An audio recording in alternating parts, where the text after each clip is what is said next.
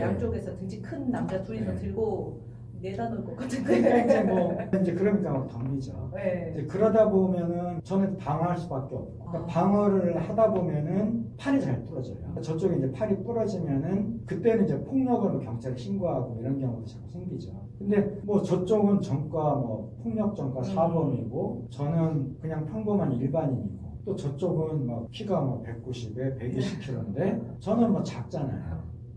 그럼 경찰이 봤을 때 뭐 증거도 없고 제가 팔 부러뜨렸다는 증거도 없어요.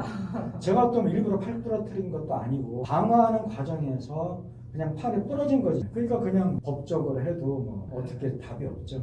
그러니까 저는 경찰서를 배드파더스 사이트 때문에 네. 그 명예훼손으로 고소를 당해서 경찰 고발을 당하고 조사받은 게 28건 되거든요.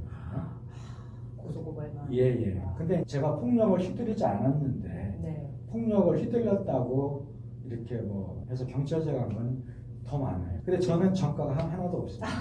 네. 평범한 사람은 고소고발 하나만 당해도 네. 벌벌벌 할 건데. 근데 저는 제가 누구를 뭐 괴롭히거나 혹은 누구를 때리거나 이런 적이 한 번도 없기 때문에 네. 단지 가서 영업을 중단해달라고 요청했을 뿐이고 네. 그 다음에 영업을 중단하지 않으니까 간음하는 사람들에게 하나님의 십계명을 전했을 뿐이고 그 다음에 하나님의 십계명을 전하는데 와서 막 저를 이렇게 때리려고 하잖아요. 네. 그러면 그걸 방어를 안 할 수는 없잖아요. 뭐 저는 그냥 하나님에게 벌 받았다고 생각을 하죠. 작은데 징한 거 맞네요.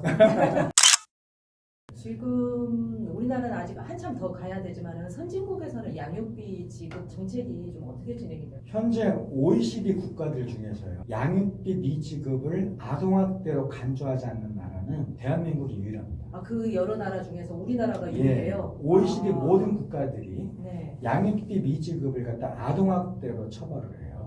굉장히, 형사권으로 처벌합니다. 굉장히 강력하게 처벌하네요. 그렇죠. 예. 그러니까 양육비 대지급제를 시행하는 나라. 네네. 양육비제가 예. 뭔지 좀 설명을 해주시죠. 예, 양육비 대지급제라고 하는 것은 네. 일단 양육비를 받지 못하잖아요. 그럼 네. 국가가 양육자에게 먼저 양육비를 주고 네. 그리고 나서 비양육자에게 구상권을 청구해서 네. 국가가 받아내는 거. 대신 받아주는 거. 대신 받는 거. 그걸 이제 대지급제라고 하는데 네. 이렇게 대지급제를 시행하는 나라들이 여러 나라 있고요. 네. 그 다음에 미국은 대지급제를 시행하진 않지만 양육비 미지급률이 30%가 안 돼요. 우린 70%가 넘는데. 왜 그러냐면 미국에서는 뭐 주에 따라 좀 다르긴 하지만 네. 어떤 주에서는 양육비를 지급하지 않으면 의사 면허증을 취소시키고 또 변호사도 자격증을 취소시키고 와. 그 징역 2년을 때리거든요. 와. 완전 말 그대로 그냥 밥줄을 예. 끊어놔 버리네요. 그러니까 그 OECD 국가들 대부분에서 네. 양육비를 지급하지 않으면 본인의 정상적인 생활이 힘들어집니다. 운전면허가 정지가 되고 출국 금지가 되버리고 네. 자격증이 취소가 되고 그다음 징역형을 때리고 네. 그러니까 OECD 국가들 대부분에서는 양육비 미지급률이 높을 수가 없어요. 본인의 생활이 불가능해집니다. 작년에 우리나라도 더 강화됐죠? 작년도에 네. 법이 통과가 돼서 작년 6월부터 이미 시행이 됐거든요. 네. 양육비를 미지급하면은 미지급자에 대해서 운전면허를 정지할 수 네. 있고 출국 금지를 할 수 아. 있고 그 다음에 여가부에서 신상 공개를 하고 형사처벌을 할 수 있습니다. 그러면은 예. 그 배드파더스에서 하던 거를 여가부에서 그 역할을 가져가서 기관에서 하게 하는 거네요? 원래 배드파더스 사이트가 처음 나올 때부터 이것이 제도화돼서 국가에서 하기를 바란 거잖아요. 네. 작년 6월부터 법이 시행됐기 때문에 배드파더스 사이트가 작년 10월에 문을 닫았던 겁니다. 왜냐하면 이제 여가부에서 신상 공개를 하니까 이 배드파더스 사이트는 더 이상 있을 필요가 없다. 그래서 문을 닫았던 거예요. 그런데 금년 2월에 다시 시작을 했거든요. 무슨 일이 있었어요? 그게 이제 왜 그러냐면요. 네. 여가부에서 양육비 미지급자들의 신상을 공개하는데 미지급자의 얼굴 사진이 빠졌습니다. 그러니까 얼굴 사진이 빠지고 이름하고 나이만 공개하거든요. 동명이인이 많잖아요. 네. 그 다음에 직장 주소가 공개되는데 네. 도로명 주소니까 그 도로명 주소 안에 수백 개의 직장이 있잖아요. 그러니까 미지급자가 누구인지 특정이 안 돼요.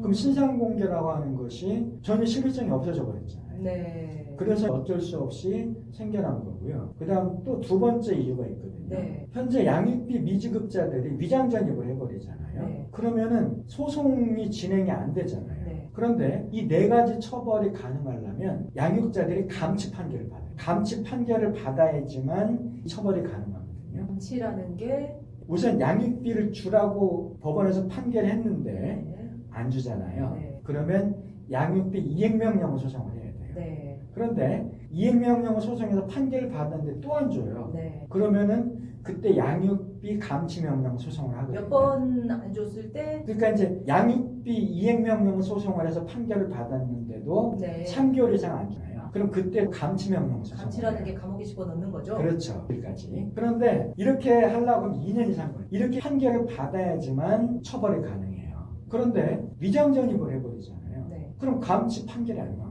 공시동달로 진행을 하지만 감치 판결을 못 받으니까 현재 양육비 미지급자들 중에 70% 이상이 위장전입 상태입니다. 그럼 양육비 피해자들 중에 72%는 양육비를 저쪽에서 주지 않는데 네. 감치 판결을 받을 수 없고 감치 판결을 받을 수 없으니까 지금 말한 이 네 가지 조치가 사실상 무력하고 그런 실정이다 보니까 이 배드파더 사이트가 다시 나올 수밖에 없어요. 그래서 다시 오픈하는데 네. 젠더 갈등이 불필요하게 일어나니까 이름을 양육비 안 주는 사람들을 바꾼 거죠. 네. 이게 아무래도 신상 공개가 예. 개인정보 보호 뭐 예, 예. 이런 뭐 법적 문제 때문에 예, 계속해서 좀 문제가 되고 있잖아요. 예, 예. 예. 제가 배드파더스 사이트로 인해서 그 재판을 받았거든요.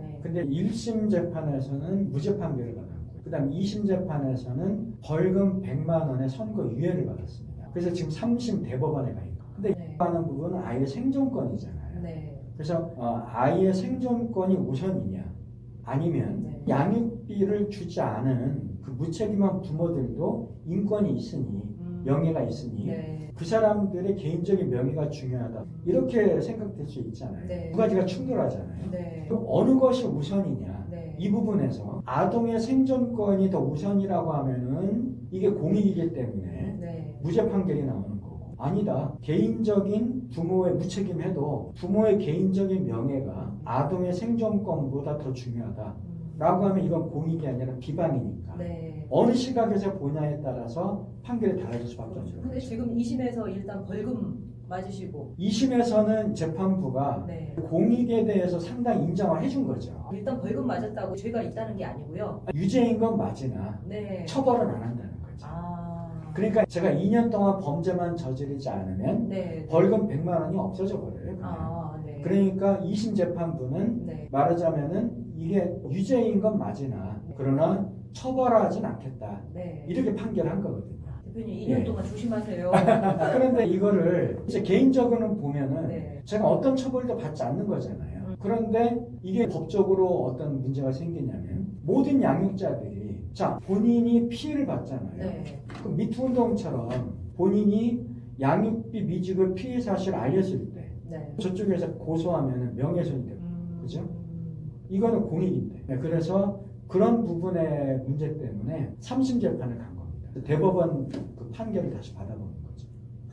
언제쯤 결과가 나오나요? 글쎄 그거 언제 나올지는 모르겠는데요. 네. 이 재판이 한 2년 얘기하면서도 굉장히 뭐라 그러죠? 뭔가 열정이나 이런 게 막 나오는데 사실 그 왜소한 몸에서 네. 어떻게 그런 용기, 그런 에너지가 나오시는 거예요? 유도 7단입니다. 아, 원래. 유도 7단이요? 네. 복싱도 하셨다고 하셨잖아요. 복싱이 아니라 칼리를 했어요. 칼리가 뭔가요?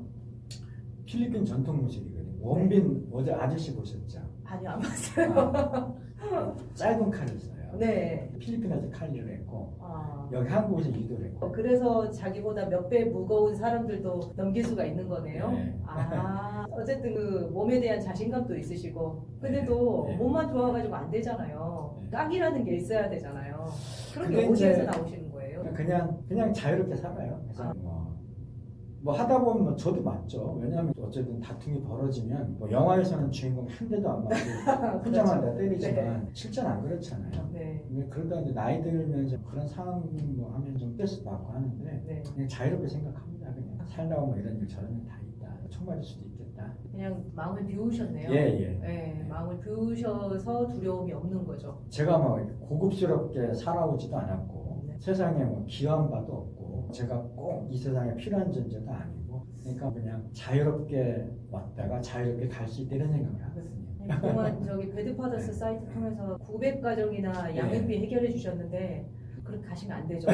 이게 사실 나를 위한 일이 아니잖아요. 예. 남을 위한 일이고 소송도 예. 엄청나게 많이 걸려 있고 이러는데 예. 가끔씩 그만두고 싶다, 편하게 살고 싶다 이런 예. 생각 들 때는 없으시나요? 그런 생각은 매일 합니다.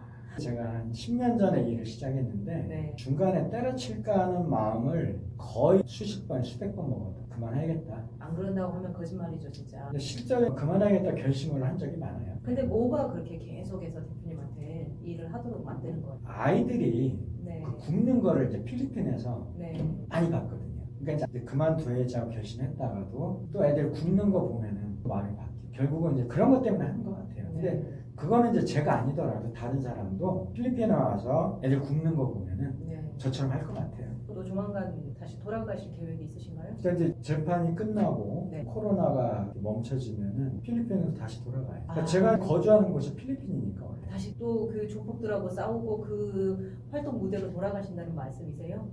이제 가면은 활동을 해야 되고 뭐 제가 백수니까 활동해야 되잖아요. 그거 한다고 돈 생기는 거 아니시잖아요. 근데 그렇긴 한데 네. 뭐 지금까지 제가 이렇게 평생 살아오면서 의미 있게 살아오지는 않았거든요. 막판에는 좀 의미 있는 것도 해야 하잖아요. 안전하시길 항상 기도를 예. 드리겠습니다. 예. 자, 오늘은 스몰 버 테러블 작지만 징한 사람 구본창 대표님과 함께했습니다. 대표님 오늘 출연해 주셔서 감사합니다. 네, 고맙습니다.